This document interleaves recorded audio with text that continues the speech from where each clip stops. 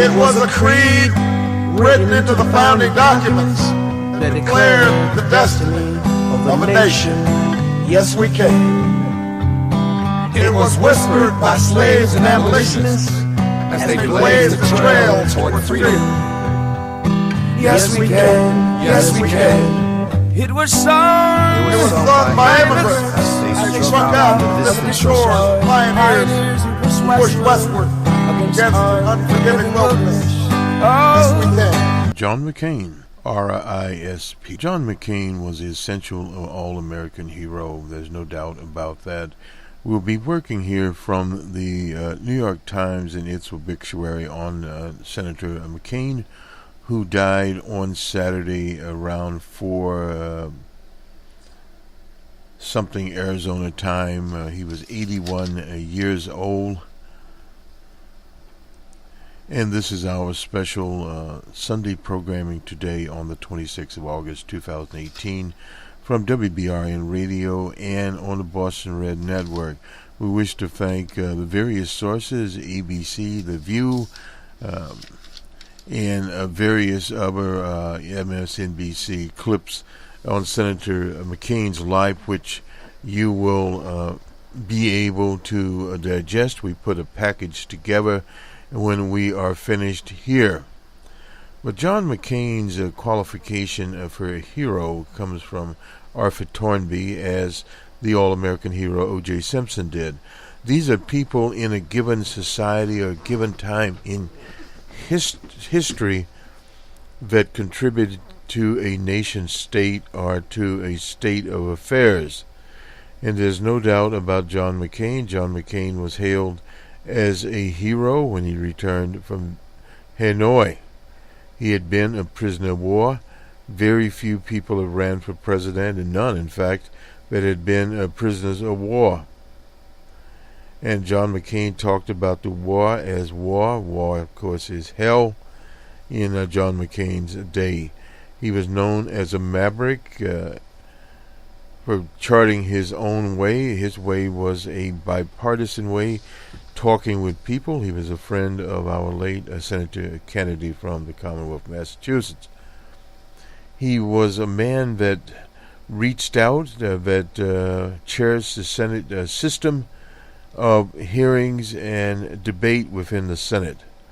This is the reason that his view of the world was incompatible with the present administration under D.J. Trump. In fact, he had disinvited D.J. Trump from his own funeral. It's something you don't usually hear of a senior member of a political party. John McCain had been in the Senate for 36 years, 6 terms. And being 81 years old, he had been around for a very long time. And we were talking with some people at the chess club last night about John McCain and various views on John McCain. But we look at John McCain in his totality. He was no doubt a dialectical person, and you'll hear in his own words speaking about that in his regret about the flag over the state capitol at South Carolina. He didn't say anything about it at the time. In the game of life, many times we do things for various reasons. We fall short. All of us do. And John McCain was such a human being. But in the overall scheme of things, he ended up serving the humanity. He was a decisive no vote that defeated the so-called skimpy plan, I call it, to abolish the Affordable Care Act, otherwise known as Obamacare, that served the needs of millions of people, including myself at one time. This is what he will be known for doing, and little men and little people that have criticized him, they will stand on their own in the history. And the historians will write about it. You'll hear thousands of words of praise of Senator McCain. So what we did, we chronicled him from his return as a war hero, that he had been shot down. He was the grandson of a Navy admiral and the son of a Navy admiral. He was a Navy pilot. He was not, as they say, a cutout there. He was almost vanished from the Naval Academy at Annapolis. His grades were not stellar, but he put all he could be into being a pilot. Now, as far as the Vietnam conflict was concerned, he looked at it as an obligation to serve. And he talked about Vietnam. He talked about veterans, the veteran memorial, the lives that were lost in that particular conflict, and also about the Great War, the Great World War II, and those veterans. He did care about veterans. He did care about immigration. He tried to get comprehensive immigration passed. It did not pass. But his, as they say, heart was in the right place. He no doubt will be missed. And go a little bit here to the New York Times obituary by Mr. McFarland. John McCain was a proud naval aviator who climbed from the depths of despair as a prisoner of war in Vietnam to the pinnacles of power as a Republican congressman. He was in the Congress and senator from Arizona, a two-time contender for the presidency. He ran twice. He died on Sunday at his home in Arizona. He was 81, according to a statement from his office. He died at 4:23 local time. He had suffered from a malignant brain tumor, that was treated with radiation and a chemotherapy since it was discovered in 2017. Despite his grave condition, he soon made a dynamic appearance in the Senate to cast a thumbs-down vote against the party's drive to repeal the Affordable Care Act. That was a centerpiece of the DJ Trump administration. It went down. And the tax bill, this is where dialectics come in. He supported it. Of course, obviously did not vote for it. He did not reappear. But a half century, 50 years since his downing, the Odyssey was driven by raw ambition, the conservative instincts of a military man, a rebellious evident since childhood, and a temper that sometimes bordered on explosiveness. Well, all of these were in the character of John McCain. He was a naval lieutenant colonel, became the most famous prisoner at the Hanoi, what was known as Hanoi Hilton. Shot down, suffering from a broken arm, shattered leg. He was subjected to solitary confinement for 2 years, beaten frequently. Often he was suspended by ropes, lashing his arms behind him. He attempted suicide twice. His weight fell to 105 pounds. He rejected early release to keep his honor and to avoid any enemy propaganda, coup, or risk demoralization of his fellow prisoners. He finally cracked on the torture and signed a confession. No one believed it, although he felt the burden of betraying his country to millions of Americans. This is the reason Senator McCain opposed the torture techniques that many would talk about here. His mother, Roberta McCain, Navy all the way, inspired his political career.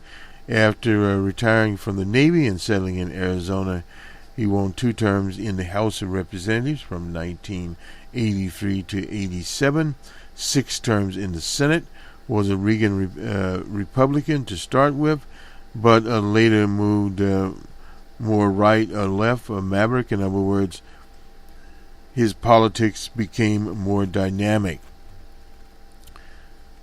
He ran in 2000 against G.W. Bush. And in 2008, and you'll hear some of what he talked about there, calling Senator Barack Obama at the time a good man. And a Burford woman is speaking there. They edited the video, somewhat. He actually pulled the mic out of her hand, and he was 72 years old at the time, the oldest person ever to take the White House. In his memorial, the restless wave, good times, just because causes, great fights, and other appreciations. He defended his running mate was Sarah Palin of Alaska performance, but expressed regrets he had not inserted his friend Joe Lieberman. Well, I think he was better off to leave old Joe where Joe was and not on the ticket. But one could see from that campaign it was one of the most racist campaigns in America, the most racist campaign in American history. The primary, when then Senator Barack Obama of Illinois ran against Hillary Rodham Clinton, otherwise known as the Monster. And Senator Obama, then virtually unknown, except as Clinton would say, a speech, and won the Iowa primary. He did not win New Hampshire. We had the pleasure of being around that campaign, not traveling in the campaign plane, but out covering the campaign in the Hastings. And that campaign turned into a victory for the Senator Barack Obama. His percentage of the vote, this is Barack Obama, was 53% to 46% for the Senator McCain, 365 electoral votes to 173 for John McCain. Few of us have been tested by the way John once was and required to show the kind of courage that he did. That is from former President Obama. But all of us can aspire to the courage to put the greatest good above our own. At John McCain's best, he showed us what that means. President Obama was always eloquent with words there. And one of a little study here we'll get out on veterans. We'll just include a little bit of it, not very much. As many of the listeners know, there is an attempt to privatize the VA. And the American Legion Convention, Susan Gordon prepared this for them, and I won't go through the whole study, but we'll do the executive study, a system worth a saving, and we'll just do that part as a tribute to Senator McCain. The Department of Veterans Affairs healthcare system continues to perform as well as others and better than the rest of the U.S. healthcare system on key quality measures. They include patient safety, patient satisfaction, care conditions, adherence to evidence-based medical practices. Wait times in most VA hospitals and clinics are typical for the same or shorter than they face by patients seeking treatment from non-VA doctors. The VA also provides a highly integrated treatment specific to the needs of veterans, care that is typically not available at any price for patients outside the VA system.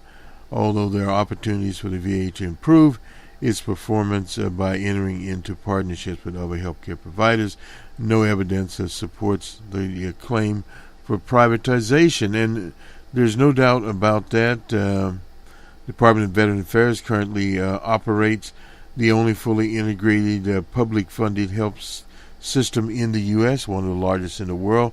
It employs 360,000 people, a third of whom are veterans themselves. The Veterans Health Administration maintains 167 major hospital medical centers, as well as 800 community-based outpatient clinics and more than 300 vet centers. It runs nursing homes known as community living centers, as well as a number of residential treatment centers called domiciles. Generally, only veterans with service-related disabilities are eligible for care in those facilities beginning in the mid-1900s. Congress liberalized the eligibility rules for several years, but has since retightened them. Today, congressional law requires the VA to enforce strict rules that generally limit the VA to health care to honorably discharged veterans who have a low income or who are at some degree of disability in a demonstrably related to their military activity. The VA healthcare system is often incorrectly conflicted with a military healthcare system, which includes facilities like Walter Reed National Military Center outside of Washington, Naval Medical Center in San Diego. Department of Defense, a separate cabinet department, operates these military hospitals, which care for men and women still in service to the country. In addition, the TRICARE system that offers subsidized private insurance to U.S. Air Force, Armed Forces and personnel, military retirees, their dependents. It too operates separately, independent of the VA. A little bit of history here. During and after World War II, the VA experienced a period of great expansion that included the administration of benefits of newly created GI Bill. Didn't know. Well, okay. Anyway, involved the Veterans Mortgage, subsidized college tuition, and small business loans. Today, the VA trains professionals in 40 healthcare disciplines, and an estimated 65% of those doctors currently practice in the U.S. and have received all or part of their resident treatment in VA facilities. No doubt we've had many of those types of doctors over the years. Over VA's long history, however, the quality of care delivered to patients has not always been the optimal. During the Vietnam War and the aftermath, for example, the VA healthcare system came under acute strain, no doubt. Vietnam veterans also came home to VA hospitals that were wrongfully underfunded and neglected. Many returning vets were further outraged by eligibility laws and regulations that had not recognized the harmful effects of chemical agents such as Agent Orange. In other words, it was a political football. In the mid-90s, the VA made a remarkable institutional recovery. A key figure in the reform was Dr. Kenneth Kaiser, a Republican appointed to the VA by Bill Clinton in 1994 to head the VA healthcare system. Under Kaiser leadership, the VA went from being one of the nation's most troubled healthcare systems to one that exports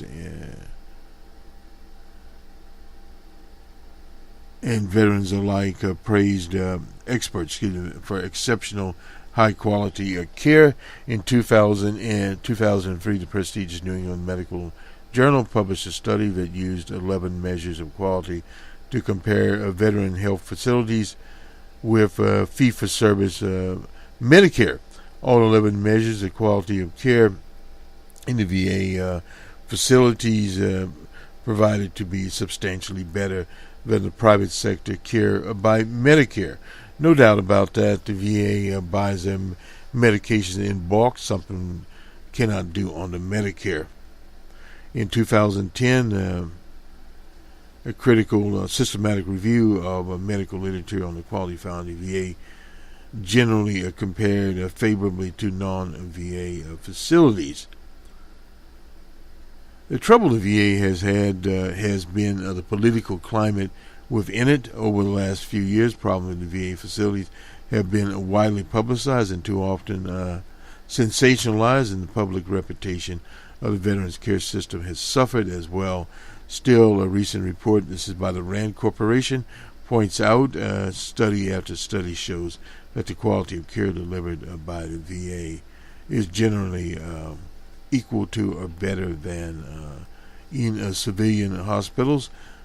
That is usually the case, and those healthcare centers vary by the VA centers, that is, by a location. And of course, the one in Phoenix, there were many problems there. We'll leave this, but this is part of the legacy of John McCain.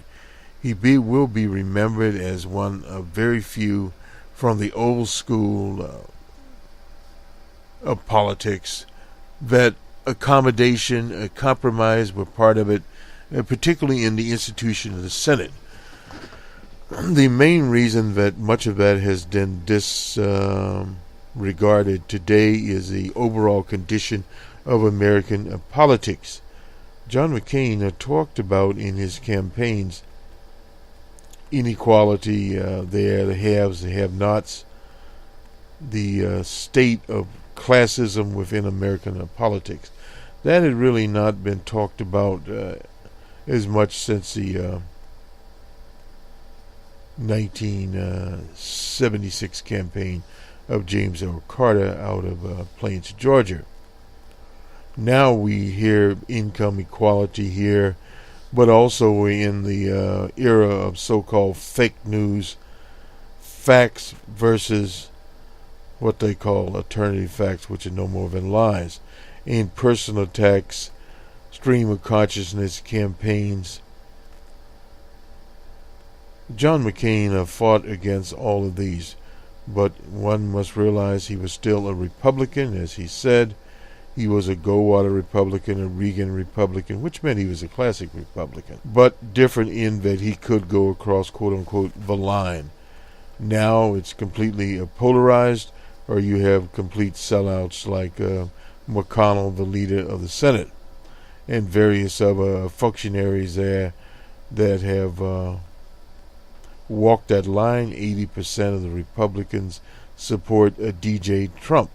And that's to be remembered. That's the core of the Republican Party, because they have nowhere else to go. So now we look to the 2018 midterm elections as a reflection on John McCain looking down upon it in 2020. This is Boston Red on the 28th day of August, 2018. John McCain, rest in peace, R.I.P. Good day and a good weekend to you. If I didn't think I wouldn't be one heck of a lot better president, I wouldn't be running, okay? And that's the point. That's the point. I got to ask you a question. I do not believe in, I can't trust Obama. I have read about him, and he's an Arab. He is not. No? No, ma'am. He's a decent family man, citizen that I just happen to have disagreements with on fundamental issues, and that's what this campaign is all about. He's not. Thank you. Yes.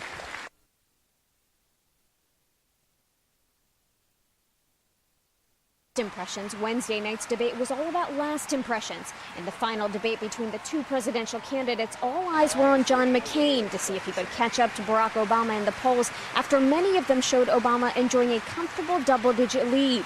The American people have become so cynical about our politics because all they see is a tit for tat and back and forth. And what they want is the ability to just focus on some really big challenges that we face right now.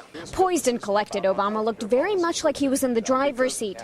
But McCain flexed his political muscles when arguing against Obama's claim that a vote for McCain translates to 4 more years of the Bush administration. Senator Obama, I am not President Bush. If you wanted to run against President Bush, you should have run 4 years ago. I think what we saw today was a much more aggressive John McCain, who finally decided that he was going to just let her rip. He was going to go to Senator Obama with all of his complaints.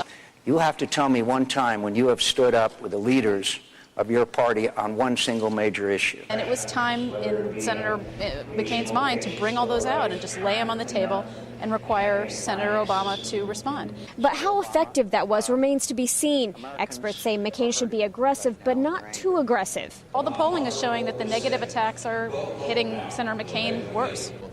As was expected, much of the debate focused on domestic issues rather than foreign policy, specifically the economic crisis and taxes, issues that will no doubt play a critical role in the next presidency.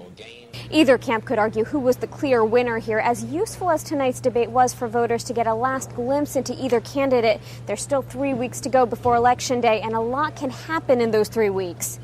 In New York, Bonnie Ghosh, The Associated Press. On election night, forget the pundits and talking heads. Real quick, Mr. Ayers, I don't care about an old washed-up terrorist, but as Senator Clinton said in her debates with you, we need to know the full extent of that relationship. We need to know the full extent of Senator Obama's relationship with Acorn, who is now on the verge of maybe perpetrating one of the greatest frauds in voter history in this country, maybe destroying the fabric of democracy. Same front outfit organization that your campaign gave $832,000 for quote, lighting and site selection. So all of these things need to be examined, right. Of course. I'm going to let you respond. I think it's and going we'll to extend this. It's going to be important to just, I'll respond to these 2 particular allegations that Senator McCain's made that have gotten a lot of attention. In fact, Mr. Ayers has become the centerpiece of Senator McCain's campaign over the last 2 or 3 weeks. This has been their primary focus. So let's get the record straight. Bill Ayers is a professor of education in Chicago. 40 years ago, when I was 8 years old, he engaged in despicable acts with a radical domestic group. I have roundly condemned those acts. 10 years ago, he served and I served on a school board that was funded by one of Ronald Reagan's former ambassadors and close friends, Mr. Annenberg. Other members on that board were the presidents of the University of Illinois, the president of Northwestern University, who happens to be a Republican, the president of the Chicago Tribune, a Republican-leaning newspaper. Mr. Ayers is not involved in my campaign. He has never been involved in this campaign, and he will not advise me in the White House. So that's Mr. Ayers. Now, with respect to Acorn, Acorn is a community organization. Apparently what they've done is they were paying people to go out and register folks, and apparently some of the people who were out there didn't really register people, they just filled out a bunch of names. Had nothing to do with us.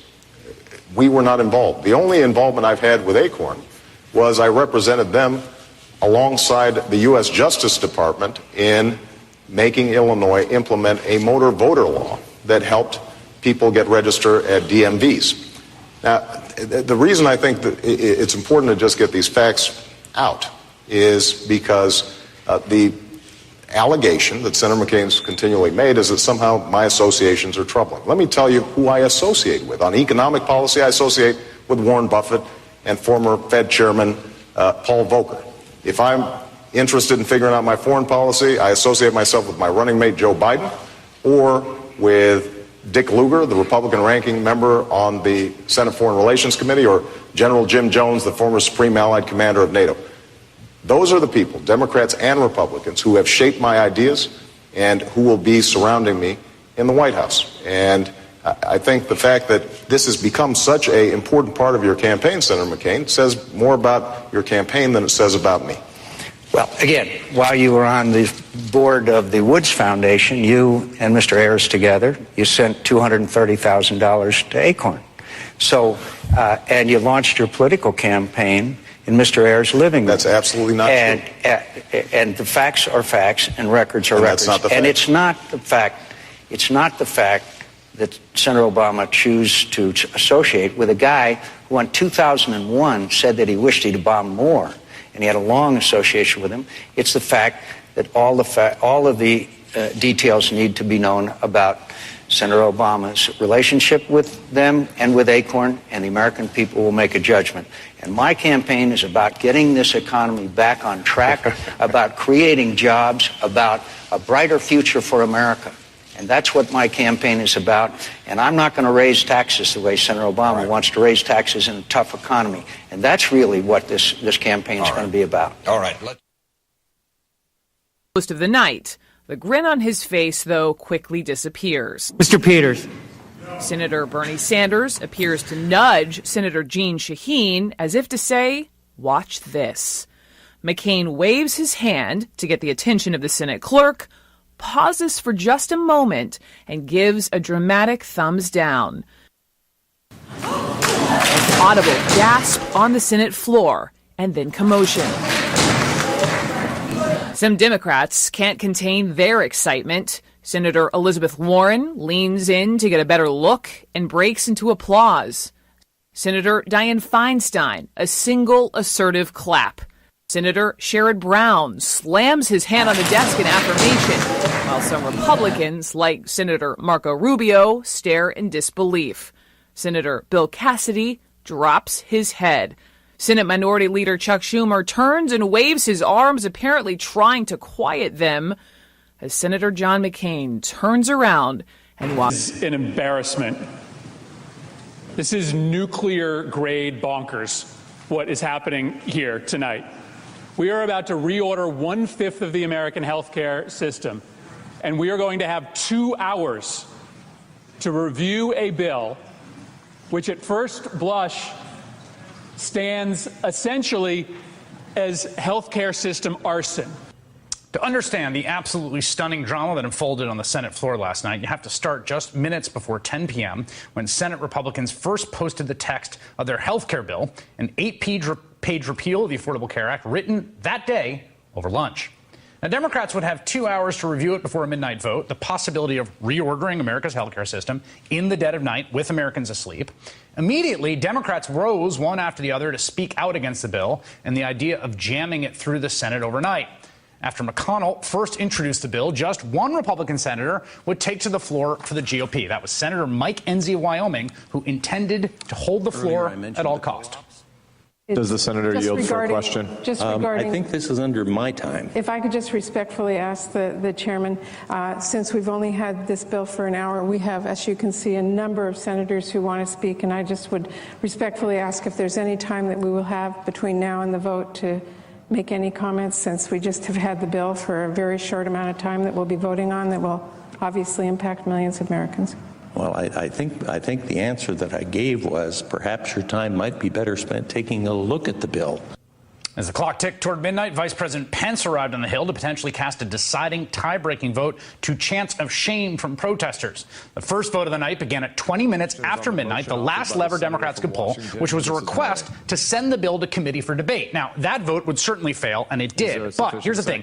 Even with all the votes counted for that first vote, McConnell kept that first vote open, talking to Vice President Pence on the floor, and it was becoming clear he was stalling. Nearby, John McCain was talking to two senators who'd criticized the bill, Susan Collins and Lisa Murkowski. Then Pence was talking to McCain. McConnell did not have the votes, and the vice president was trying to change that, and they kept the vote open for over an hour. The clearest foreshadowing happened shortly after 1 a.m. when McCain walked over to a crowd of Democrats. They were joking around and smiling. McCain even put his arm around Dianne Feinstein. It was approaching 1:30 when the main crucial climactic vote began. Collins voted no. Murkowski voted no. But McCain didn't answer when his name was called. He'd walk in seconds later, stand in front of McConnell, and ask for the clerk's attention. Mr. Peters. No. As BuzzFeed noted, you could look at this one moment like a Renaissance painting, what each person was doing when that third Republican vote was cast to kill the bill. something several Democrats have told All In. They did not know what would happen for sure until they witnessed it. Bernie Sanders nudging Senator Jeanne Shaheen the vote was coming. Amy Klobuchar and Bob Casey on their feet waiting in anticipation. Then Sherrod Brown slapping the desk. Elizabeth Warren leaning to see what would happen and then unable to resist cheering for McCain's vote. Minority Leader Chuck Schumer, look at that, trying to quiet his exuberant colleagues as the audible gasps and smatterings of applause. And of course, Majority Leader Mitch McConnell, arms folded, staring at McCain, watching him walk off the floor, knowing the bill was dead, as the crowds outside would find out seconds later.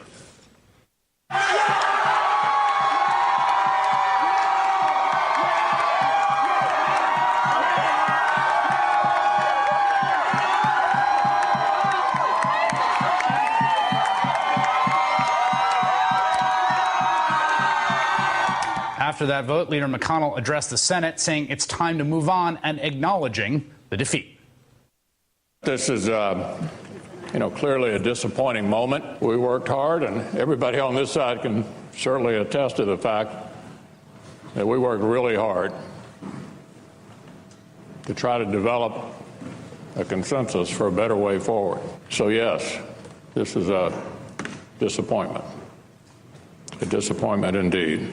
Hey there, I'm Chris Hayes from MSNBC. Thanks for watching MSNBC. Washington was closely watching Senator John McCain. Much anticipated vote on health care, a vote that's He was the key vote on President Trump's first major legislative initiative, a repeal of Obamacare.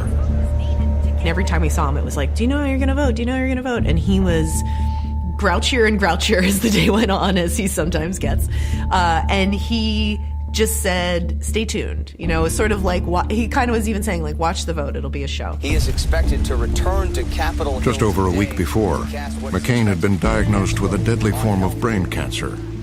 Everybody knew at that point it came down to all people, John McCain, the one who had been fighting with the president, who had been a maverick as he portrayed himself all these years. And all eyes are on him. Today, senators are voting on a repeal-only plan. But it all came down to one vote on one night at 1:30 in the morning.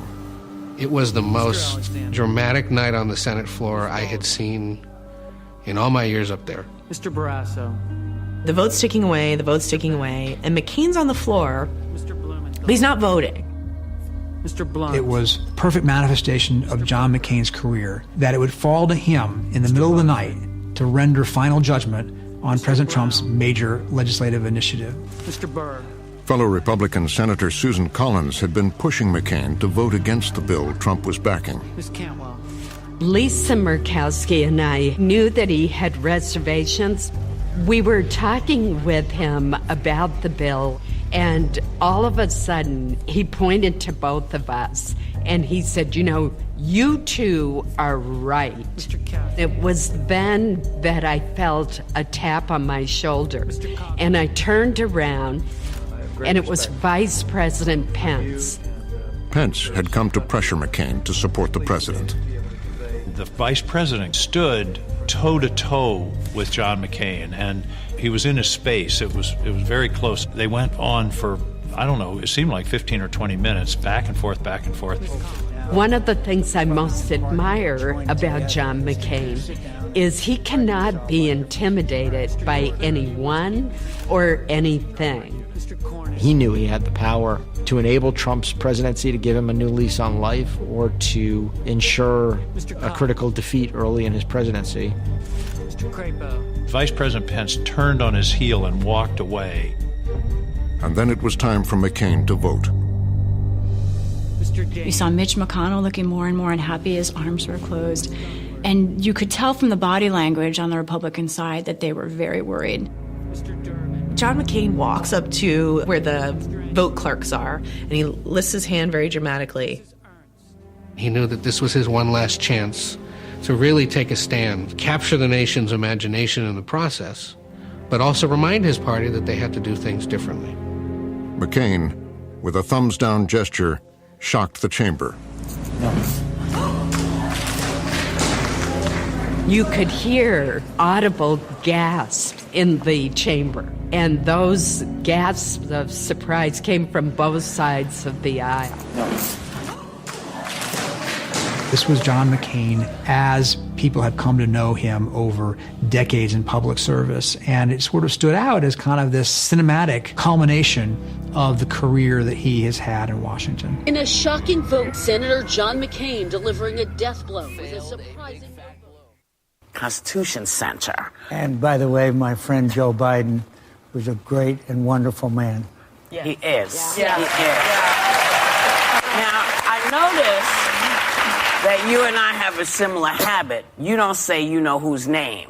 I don't say it either. But it was clear that you were talking about you know who. And you know why. Yeah. Yes. But you were talking about people, criticizing people from the highest income level who found doctors to claim that they had bone spurs so they could avoid the draft. And I know that's not something you think highly of. That's true. I was a program for C-SPAN over 50 years since I was shot down. Okay? So I was talking about the entire Vietnam conflict and what a tragedy it is. And by the way, next time you're trying to do the Lord's work in the city of Satan, go over to the Vietnam War Memorial. Yep. It's a moving experience. Yep. So what I was trying to say is one of the great inequities of the Vietnam conflict was the lowest income Americans went and fought and were drafted. And those who were wealthy enough to have a doctor to say, hey, you got a bone spur or you got migraines or whatever it is, then they were excused. I think that when we ask the lowest income portion of our public to do our fighting and dying for us, that's disgraceful. Nothing makes me more angry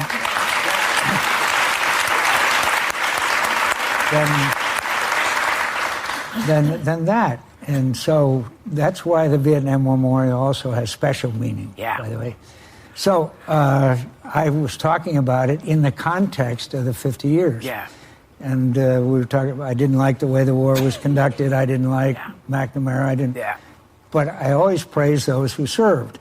And it still makes me mad when I think that if we are all asked to serve, wonderful. Yeah. But if some of us are allowed not to because of our income or our position or our influence, then that is a disgrace. We're talking about the draft, when it's a draft. When there's a draft, which they had in Vietnam. Yeah. Thought you were talking. We had the draft, and someone's name would come up, and if they were wealthy, many times, they would go to a doctor, and the doctor would say, okay, you've got migraines. Yeah. So that would go to the draft board, and they would be excused. Yeah. Right. What about the farm? What about the inner city person? What about all of those who didn't have a doctor to go to or somebody of influence They to get thought them they out? were expendable. Well, yes. People thought you were talking about Mr. Trump because he had a doctor's note that said he had bone spurs. I think more than once, yes. More than once. Chronic bone spurs. Do you consider him a draft dodger? I don't consider him so much a draft dodger as I feel that the system was so wrong that certain Americans could evade their responsibilities to serve the country. We should have we finally did, as you know, we went to the all-volunteer force. And that's fine. Someone wants to serve, they should be able to. And by the way, that is now down to about 1 or 2% of the American public. But isn't it kind of galling when he says that, when he casts aspersions upon your service, when he got out because of bone spurs? Doesn't that ticks me off and a lot of people in this country? Joy, I think the important thing is for us to help those veterans who need help. I have a wonderful life. I'm the luckiest person you will ever see on this show.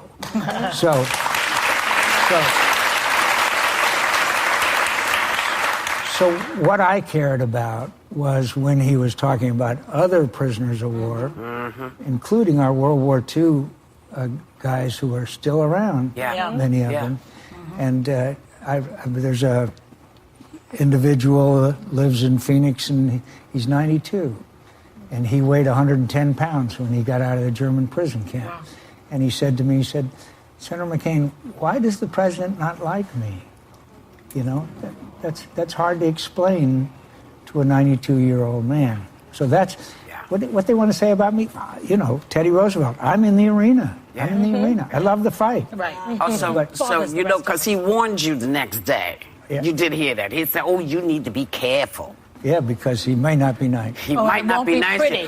He said it won't be pretty. He said he would fight back. Yeah. And it wouldn't be pretty. Are you scared? Doesn't he look scared?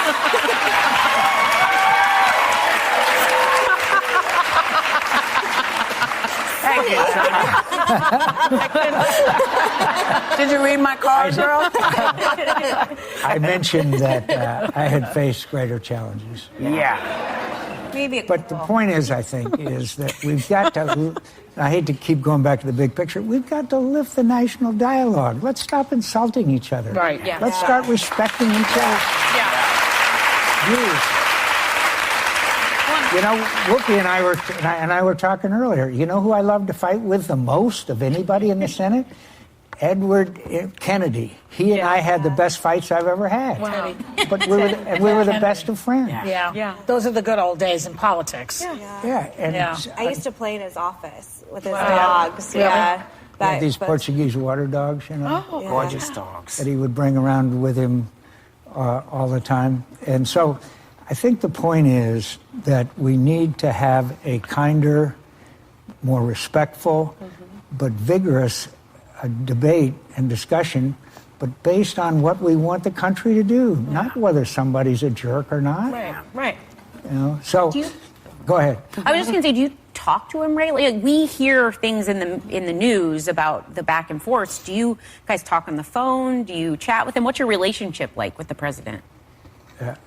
Almost none. Zero. Okay. Wow. Terrible. Almost none. Can I ask you a really dopey question? I mean, anything. Dopier than Sonny's? Could be. I just wonder, when we talk about health care, is there a way to make it work for everybody? Does it have to be one or the other? Is it possible to take what exists and work it through? We've got a system. You heard about when I came back. I said, look, we've got a system. We've got committees. We've got hearings. We've got witnesses. We've got an administration.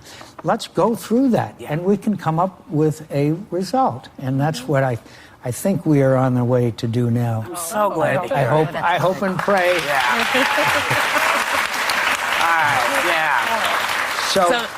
Whoopi, my answer is, let's go back to a system as our founding fathers designed it, where we have this open and honest debate, where we have input from the smartest people in America. This is a system we have to go back to, instead of, when I came back, they were going to do a, quote, skinny repeal. Anyone here who knows what a skinny repeal is, please raise your hand. I'd like to. It was crazy. I thought it just meant a lot of thin people coming out. We will be right back. More from Senator John. He's an Arab. He is not. No? No, ma'am. He's a decent family man, citizen that I just happen to have disagreements with. We are back with Senator John McCain. Senator, that it resonated and still resonates. It was such an unusual thing to do during that time. Many people in your own party were not standing by the fact that Obama was who he was, that he was not born in Kenya, and that whole birther nonsense. You stood up to that. Why are you so different from everybody else? Well, first of all, could I just say thank you for having me on, which I should have said earlier. Thank you for your kindness to my daughter. And thank you for the continued success that you all continue to have. And I'm honored to be on. I think the important thing about the dialogue in America today is it's lost respect for the views of those who disagree. And when someone says he's a Muslim and he wasn't born in America, you can't let that go. You just got to do what's right. But it was let go, and that was the beginning of fake news. Exactly.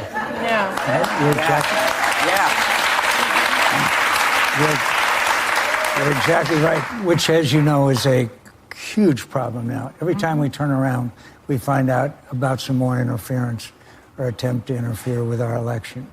That's why I said what I said the other day, and that's why President Bush said what he had to say, and that's why President Obama had to say what he had to say.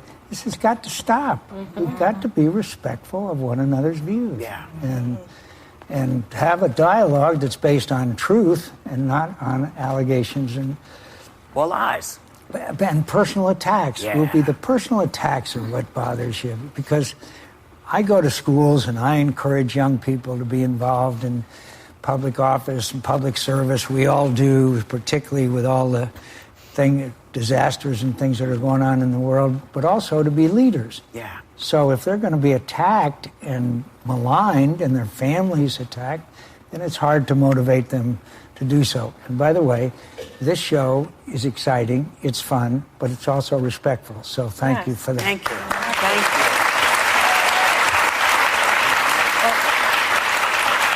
you. We hear you are writing a memoir. Yes. And it's called The Restless Wave. And apparently we can all read it in April, but can you give us just a sneak peek? It's about a young man who was unfocused and rebellious and almost got thrown out of the Naval Academy on numerous occasions. Who was able then to form his life to one of service, filled with mistakes, filled with errors, filled with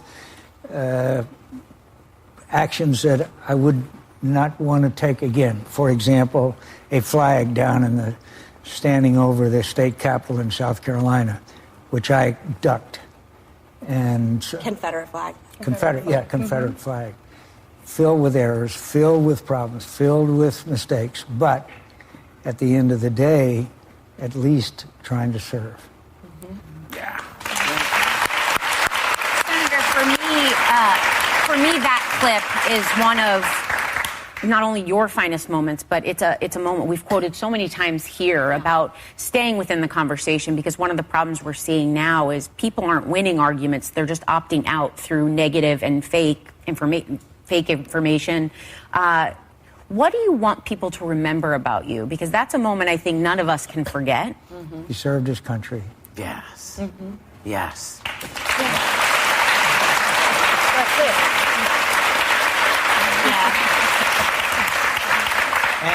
And he's proud of his family and his daughter, who was many times a real pain in the ass.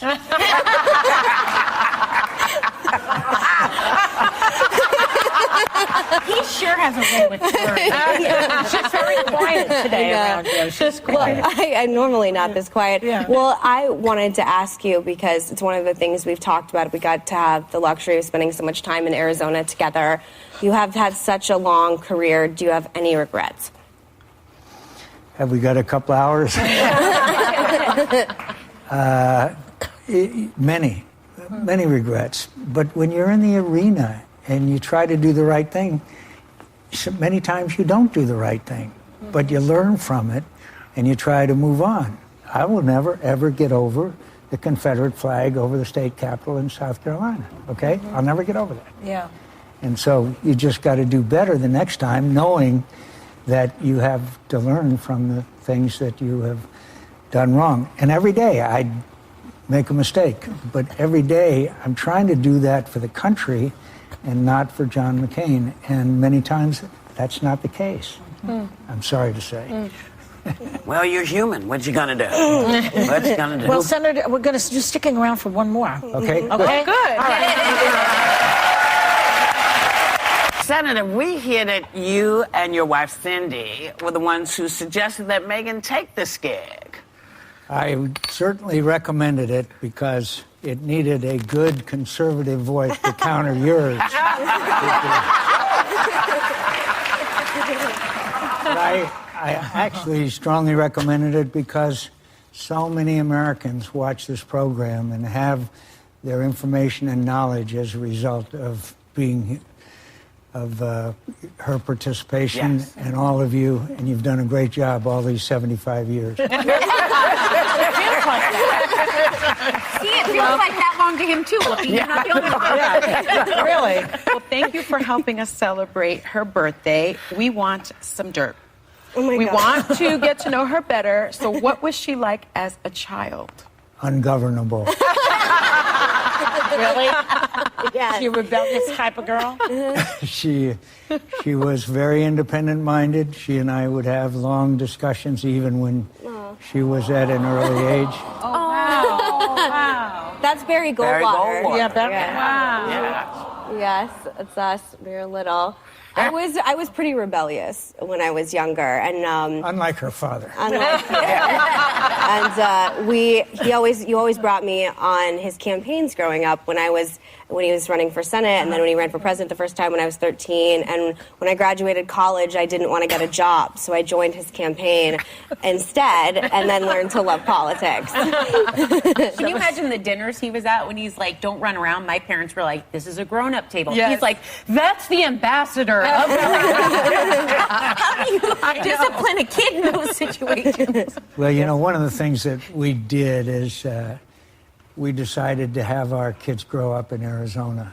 And even though a lot of times during the week I was gone, I think it was much healthier for them to have a family growing up in the state that I represent. And when people don't do that, families divide. Yeah. And we certainly have had our challenges, don't get me wrong, but I think the best thing was for them to be able to grow up in Arizona. Yeah. She likes it there. She always Yeah. talks about it. Yeah, she talks about learning how to build a creek. Yeah, we're building the dams. She said she would do it again for you if you needed that. I said I'd never do it again. Ever. You know, Senator, we do know that Meghan has a boyfriend now. Yes, we do. And it's a very serious situation. Do you approve of the guy? Have you met him? Yeah, a lot. He's a jerk. He's gonna kill me. Good thing he's not one of those millions of Americans watching the program. He's gonna kill me. Actually, he's a very fine man. I'm very proud and very happy that they're so happy together, and he's still got a lot to learn. Don't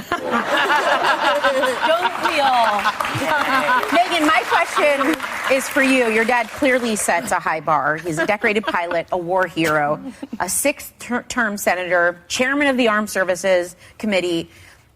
How scared was your boyfriend when you were like, just come on and meet my dad? No, he's a normal guy. It's fine. Well, this one works in politics and has for a long time, so he wasn't as intimidated. And he actually met my dad at my brother's wedding for the first time and ended up just talking about like the healthcare, something very wonky. And I remember I took pictures that I still have of them talking, and I was like, Mom, I think it's going okay. I think we're going to be okay with this one. I think he's a fine man, and I'm very pleased, and we're going to have a very nice time together, and then he and I are, frankly, he's a little more conservative than I am. Really? He is. Oh, wow. You know, does he have you have a great sense of humor, does he? No. It's an example of a He is, though. It's weird. He's so conservative. It's the most so he's conservative. Not funny? He's not funny at all? He's funny. I wouldn't say he's like, in his own way. Amusing funny? Yes. Or he's like, wow. He's going to break up with me. I'm going to go off the show. He's going to break up with me. But it's interesting that I dated so many liberals that you didn't like, and then I've ultimately seemed to have landed with the most conservative guy in the history of the world. More conservative than you, right? Yes. Oh, wow. We much more. Yes. Wow. You'll change him around. Now, you know, we've been sending positive vibes to you since you announced that you've been diagnosed with glioblastoma, which is a rare form of brain cancer. How are you feeling is really what I want to know. I'm feeling fine. I get plenty of rest, plenty of food, plenty of exercise, and, you know, I've had some other challenges. You beat it, so, you know, it should be scared of you, really. It should be scared of you. I'm just saying. Thank you. Whoopi, and I don't mean to get a little sentimental, but it does make you appreciate every minute of every hour of every day. Yeah. We should all thank God for every minute because we are blessed. And we're blessed to be on the greatest nation on earth. Let's keep it. But, I agree with that. I agree with that. But it's challenging to try and keep it that way right now. And you're fighting the good fight, Senator. And we all appreciate that, don't we? Yeah, we do. And Joy, this is an entertainment program, and it's wonderful, and it's had great success all these years. But yes, we are in very challenging times, and I hate to go over what you just covered, but my friends, we should not be fighting about a brave American who lost his life serving his country. That should not be the topic of discussion in America today. Yes.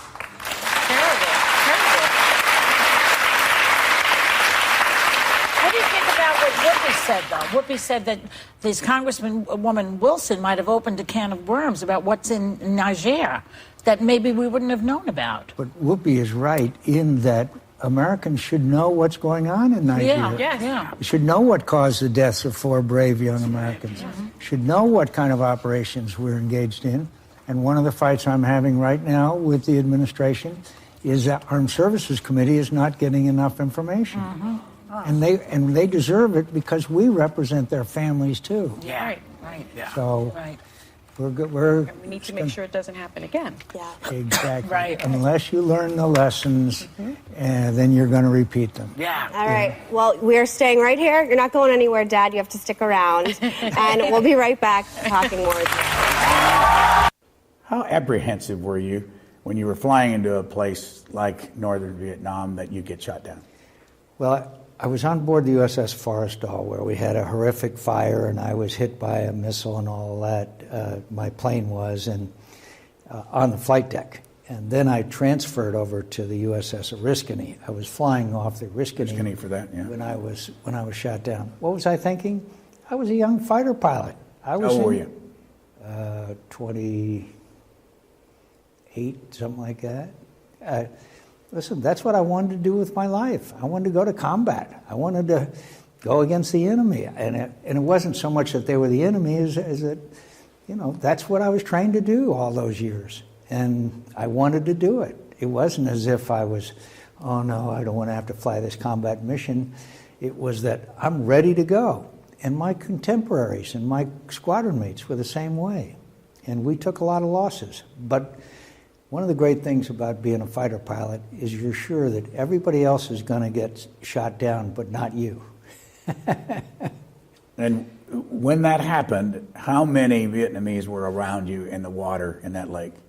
Well, when I first went in, it's a long story, but I was barely able to get back to the surface. But then a bunch of them jumped in, and there's a picture which I'm sure you'll show of them pulling me out of the lake.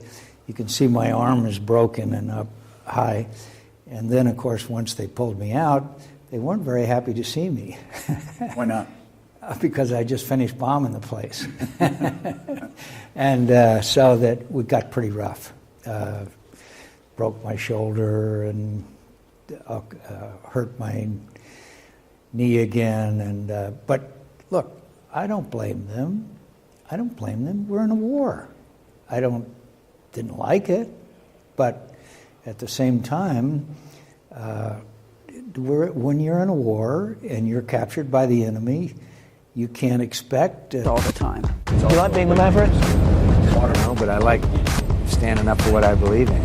This is how a war hero and a career politician learned to march to the beat of his own drum, much to the chagrin of his own party.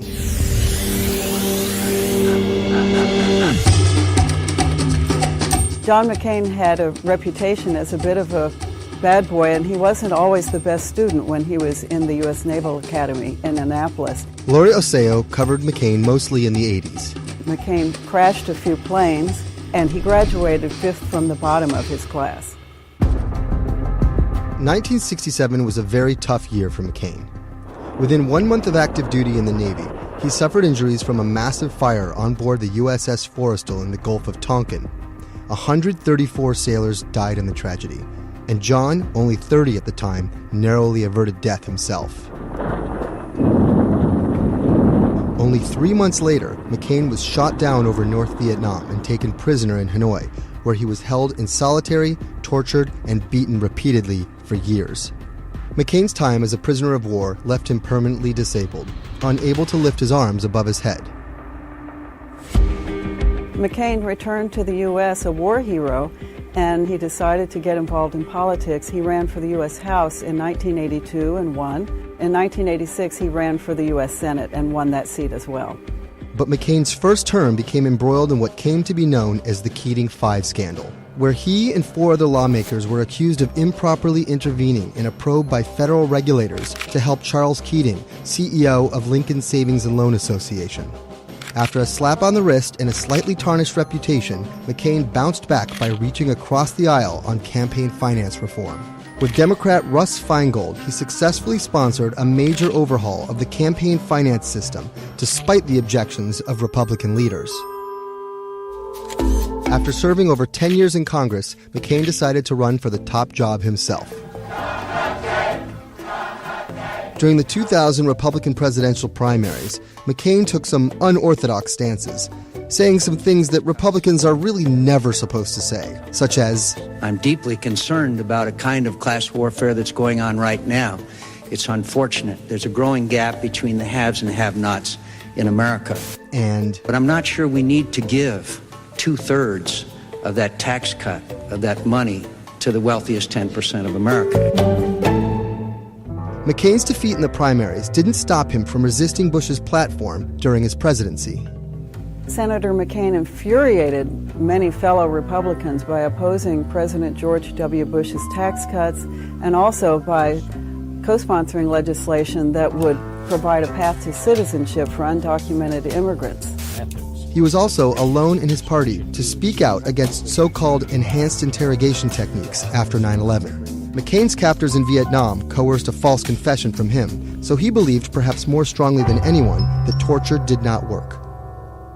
By 2008, his reputation of a maverick became a full-fledged brand, something he embraced wholeheartedly for his second presidential bid. I'm a maverick.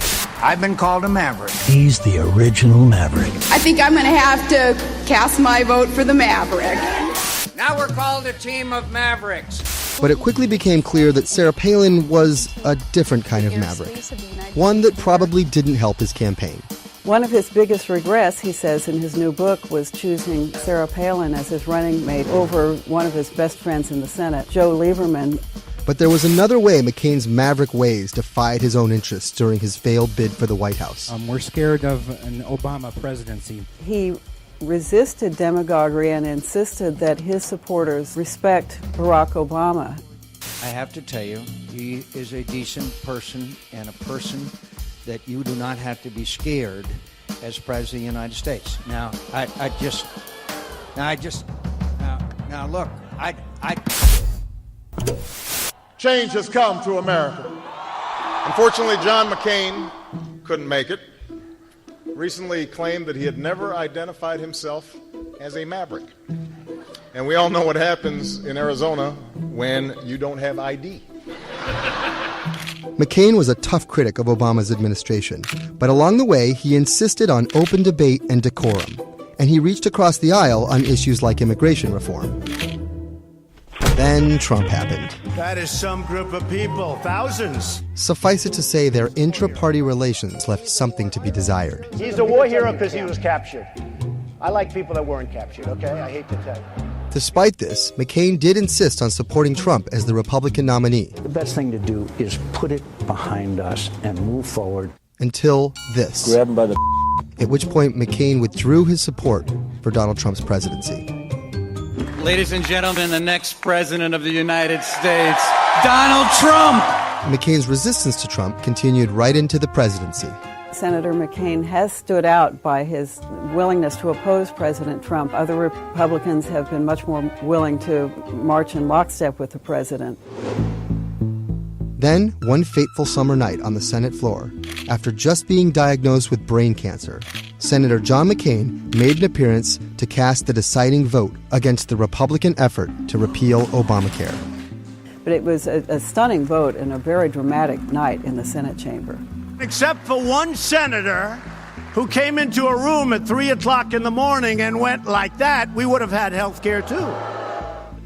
While McCain prepared for his passing, jabs from the White House did not relent. A top White House communications aide mocked Senator John McCain's brain cancer diagnosis. The White House still refusing to apologize for that crass comment about Senator John McCain. The ill will between Trump and McCain reached such a pitch that toward the end of his days, McCain let it be known that he would rather Trump not attend his funeral. Let that sink in for a second.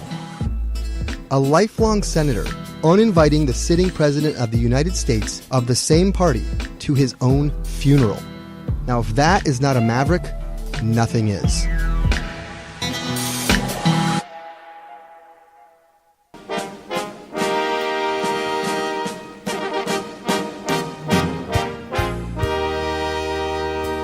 Oh, beautiful. Heroes grew in liberating strife.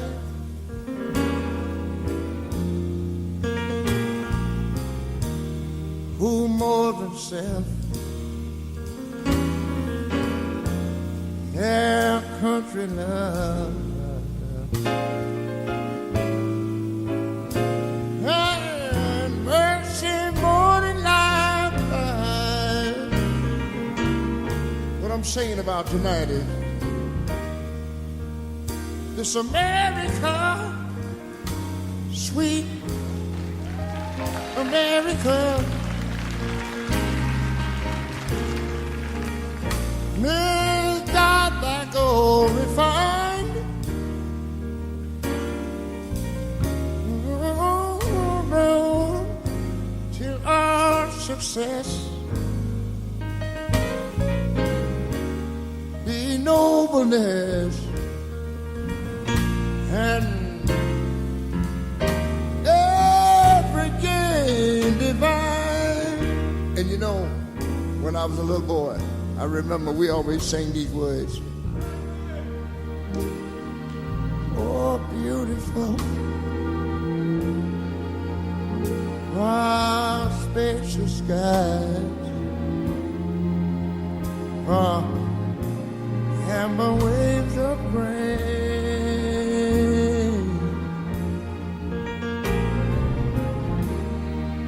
far purple mountains.